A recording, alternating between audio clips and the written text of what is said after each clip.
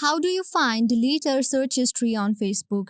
To do that, first of all, make sure that you have updated and installed the latest version of Facebook on your phone.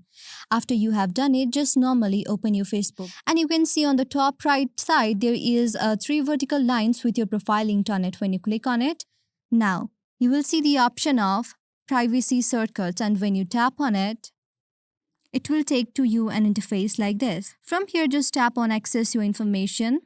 And now you will see the recent activities and all your search history on Facebook.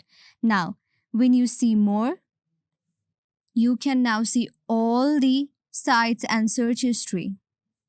To delete any specific search history, just tap on these three horizontal dots and delete it. But in case you want to clear all the search history till now, you can just tap on this clear searches and then all the search history will be disappeared. So this is how you do this. I hope you liked our video. If you liked the video, please do subscribe our channel.